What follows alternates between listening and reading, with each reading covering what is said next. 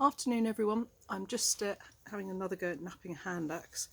I've made one or two, but I wanted a slightly bigger one really, so it's all good practice. So this hand axe is going to be part of one of our dig boxes, so sort of pretend archaeological digs that the children can have a go at, and it gives them an understanding of how archaeologists get from what they find in the ground to an interpretation of what was actually going on, how it looked in life.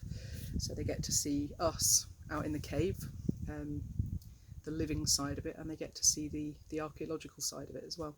And it's an activity that works really well with all ages actually, everyone from adults to 3-year-olds, and including cynical teenagers too, which is nice. So let's have a go. This is all Will's scrap pile, so I keep finding bits that just end shock, which is partly my fault and probably partly because they're the reject bits of nodules, but let's have a go. Keep the debitage as well, which is pretty good. Let's go here.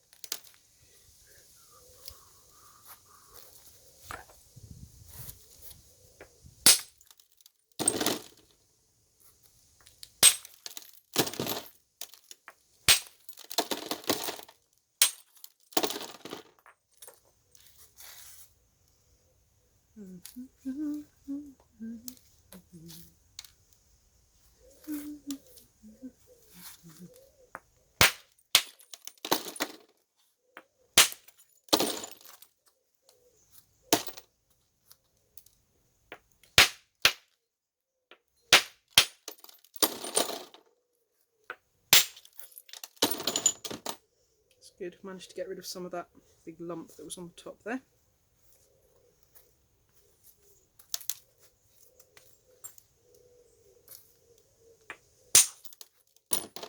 Some lovely bits coming off which will definitely be kept for reworking.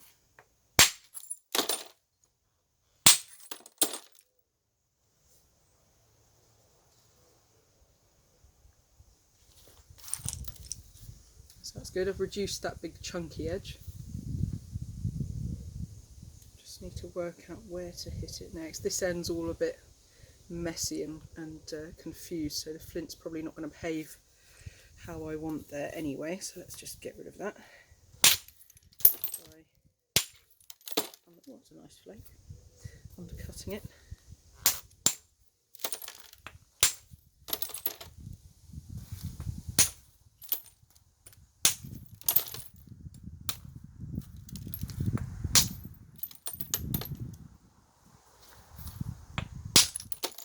Let's got rid of that bruised bit of flint.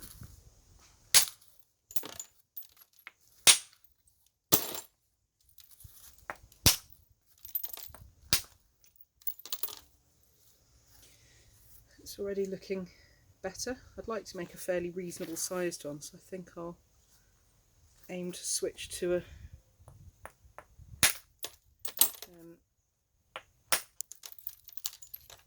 an antler hammer soon, which takes less material away. It takes longer, thinner flakes rather than these chunky ones, so it's less good for kind of roughing the shape out, but it is better for refining it. It's not bad actually. Right, let's go to a different set of tools now. So I've got an antler hammer, that's the bit that would have gone onto the deer's head, and this is an abrasive stone, and what that allows me to do is to strengthen the edges I want to hit. And it seems counterintuitive, but I find the best way of explaining it is if you were pushing something heavy, say a car, you wouldn't push on a flappy, weak bit of bodywork, you'd push on a strong bit. And it's the same with flint. If you want the flake to travel across the flint a good way, if you want the flint to move, you have to push on a strong bit. Otherwise you just snap bits off. You just break the edge. There we go. That's the kind of thing we want. And that doesn't help. So by breaking off the very thin edge, I'm strengthening it. And it's something that it's taken me a while to get in the habit of doing. It's really important. It's easy to get carried away just hitting it. It's a particularly powdery bit there. There's some damage there.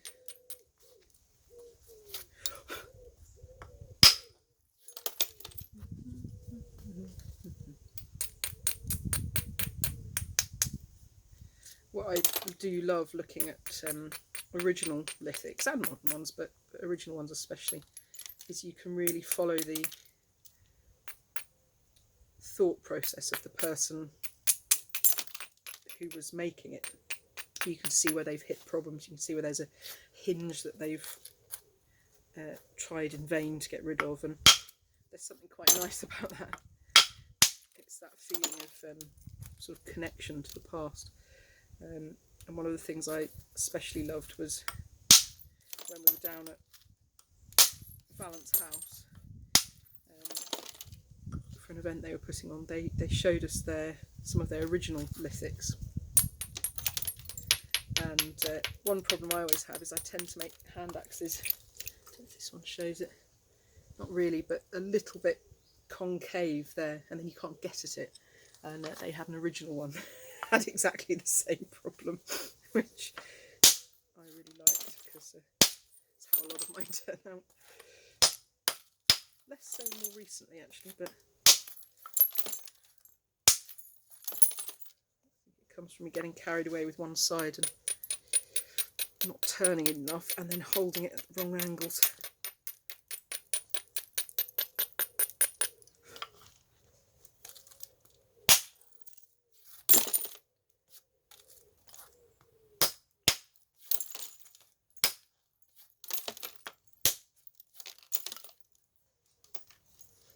Don't want to make it too much smaller than this, if I'm honest.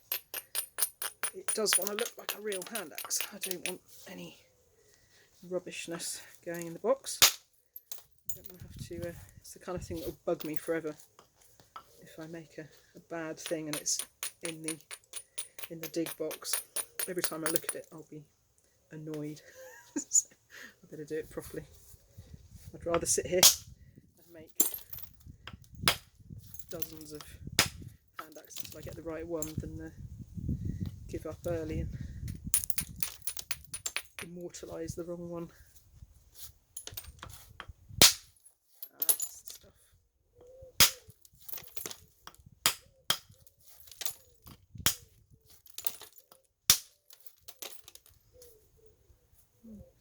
Right.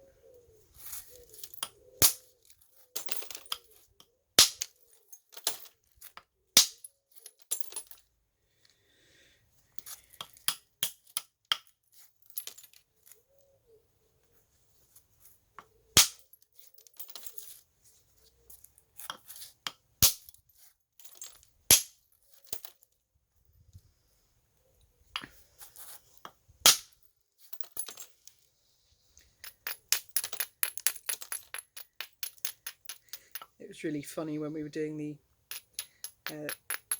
digs at Stonehenge. This was with time capsule education back in February, and you get these sort of 13 to 15-year-olds kind of lurking outside where we were doing the activity, and they obviously wanted to join in, but they were too proud to admit it. And eventually we'd just go up and go, "Do you want a paintbrush?" And they go, "Yeah, right then." And they really enjoyed themselves, but it was so funny.